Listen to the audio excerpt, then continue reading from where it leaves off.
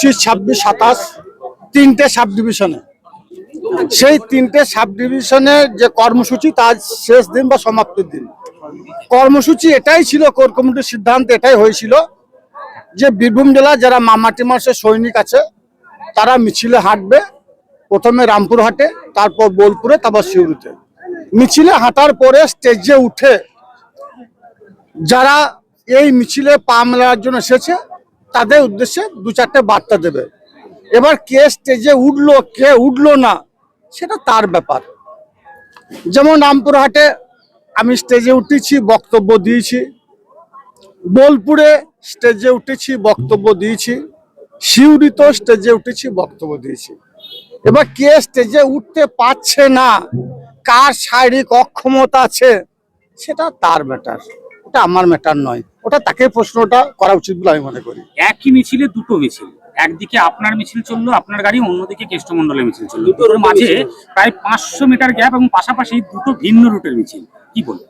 দেখুন, আজকের যে মিছিল আপনারা লক্ষ্য করেছেন, সিউড়ি সাব ডিভিশনের যারা ইয়াং জেনারেশন, যারা নব যৌবন, যারা আগামী দিনে আমাদের পথপ্রদর্শক, তারা সকলেই আমার সঙ্গে মিছিলে পা মিলিয়েছিল। এবং বীরভূম জেলা পরিষদের সহসভাধিপতি থেকে শুরু করে সকল কর্মধ্যক্ষরা আমার সঙ্গে ছিল। এবং বীরভূম জেলার যুব সভাপতি, মহিলা সভানেত্রী, সংখ্যালঘু সভাপতি সকলে আমার সঙ্গে ছিল। তো কেউ ঠিকঠাক যদি হাঁটতে না পারে, কারো যদি শারীরিক অক্ষমতা থাকে, তার দায়ভারটা তো আমার নয়। আমাকে নবযৌবনের সঙ্গে যেতেই হবে, আমাকে প্রবীণদের সঙ্গে হাঁটতেই হবে।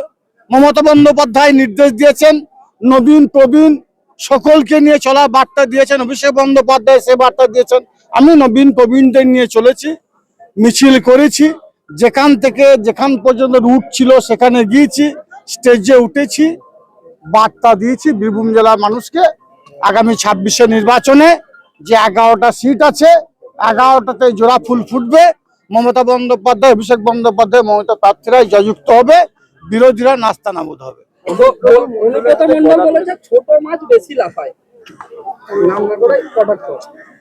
কোন মাছ বেশি লাফায়, কোন মাছ কম লাফায়, সেটা তিনি যে বিষয়ে মন্তব্য করেছেন, কেন বলেছেন, কি জন্য বলেছেন জানি না।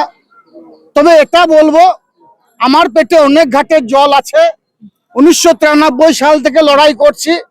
63টা মিথ্যা মামলা জালে বামফ্রন্ট আমাকে জড়িয়েছিল। আমার পরিবারের আমার 2 দাদাকে হারিয়েছি, বাবাকে হারিয়েছি। কাজল শেখ মমতা বন্দ্যোপাধ্যায়ের সঙ্গে ছিল, আছে, থাকবে। কাজল শেখ একমাত্র উপরওয়ালা ছাড়া কারো কাছে কোনো সময়ের জন্য মাথা মতো করেনি আর করবো না।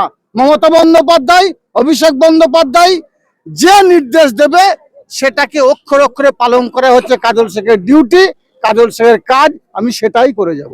আজকে দেখা গেল কেষ্টমণ্ডলের হাতে গদা তুলে দিল তৃণমূল কর্মী এবং গদা হাতে মিছিল করলেন অনুব্রত মণ্ডল, গাড়িতে তার গদাটা দেখা যাচ্ছে। আমি দেখতে পাইনি গদা কে দিয়েছে, কোথা থেকে দেওয়া হলো, এবং গদা হাতে করে নিয়ে যাওয়ার মতো ক্ষমতা তার আছে কিনা সে বিষয়ে সংশয় আছে, দেখতে হবে। পাশাপাশি কোর কমিটি জিন্দাবাদ আপনার মিছিলের সামনে শোনা গেল, আর কোথাও কিন্তু কোর কমিটি জিন্দাবাদ কথাটা শোনা যাচ্ছে না। কোর কমিটি জিন্দাবাদ, এটা মমতা বন্দ্যোপাধ্যায় তৈরি কোর কমিটি।